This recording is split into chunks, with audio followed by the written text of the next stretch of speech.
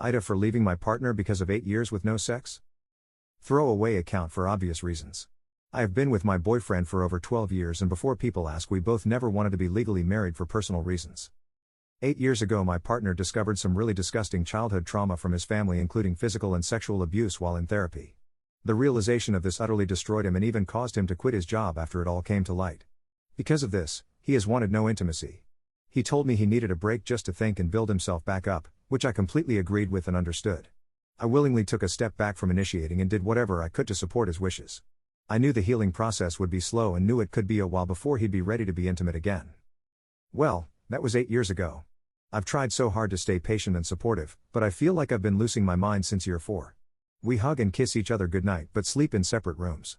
We both work long hours, so I only get to see him for dinner and maybe a movie before bed. He used to be a very touchy/feely person, and part of me has held on to the hope that he will be again once he's worked through this trauma. I can't stand the idea of destroying our entire 12-year relationship just because of sex, because the lack of intimacy is really our only issue. We make great money and get along swimmingly. At this point, self-pleasuring just makes me angry, but it's the only option I have. I could never live with myself if I cheated and never ever planned to. But I am having actual dreams, or nightmares, where I cheat on him for the last few years and still wake up feeling shocked every single time. I love him so much I can't believe this is the reason why I'm actually debating breaking up with him, but it scares and angers me to think how much longer I'd have to wait for him to be ready. Leaving him will crush him and destroy the progress he's made so far. But I don't know how much longer I can take this. Update. Wow, I really didn't expect this to blow up like it did. I appreciate all the comments and suggestions. He's on Reddit often, so I still want to stay anonymous. To address some of the comments. 1. We have talked about it extensively. We've jumped in each other's therapy sessions from time to time to try to find other ways to be intimate without penetration. He knows it's something that bothers me a lot, and he's cried on my shoulder because he knows it bothers me, and I know he feels guilty over it. We do try to be intimate in other ways, cuddling while watching TikToks for one example. 2. Progress has been made since this all started. 8 years ago when this happened, we probably went a few months without any physical touch and sleeping in separate beds. Now we at least cuddle a few nights a week and hug several times a day.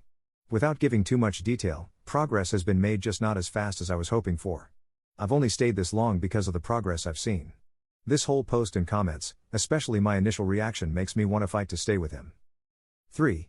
A lot of people have suggested polyamory, and I understand what people are saying, but that is not an option for me. People can do whatever they want in their own relationships, but I don't see polyamory as a positive for me. I've waited this long because I don't want to be with other people. Even with permission, it feels so wrong and the guilt would eat me alive. Even when I do have the cheating dreams, I feel so sick to my stomach that my mind would even think like that. In my mind, the moment we open up the relationship is the moment our relationship is over. 4. This is my last and only update to this. I'm not online very often, and I've gotten an unsettling amount of DMs saying they will happily be his replacement, to put it nicely. I'll probably only update if we ever do cross that finish line. Thank you for the comments and helping me see other perspectives. NTA et al. You were incredibly patient and supportive for years. You can't keep being his flatmate forever. The dilemma you face is that you love him and have been supportive, but at the same time, you're feeling unfulfilled and emotionally drained by the ongoing lack of intimacy. The emotional burden you've carried for so long is wearing you down, and it's understandable that you're considering whether to leave the relationship to preserve your own well-being.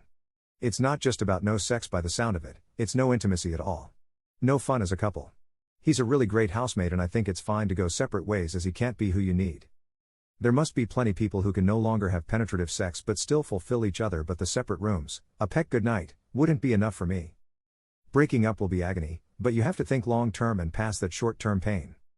NTA. Could you maybe try sex therapy together to reinitiate that connection? NTA. But before leaving, I'd try to talk about it. Not just sex, but your relationship doesn't have any intimacy at all.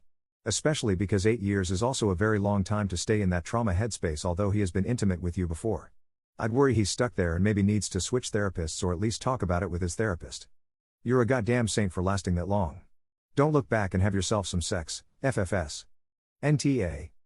You've been patient, but 8 years without intimacy is a long time. Your needs are valid, and it's okay to consider leaving if things don't change. You deserve fulfillment too.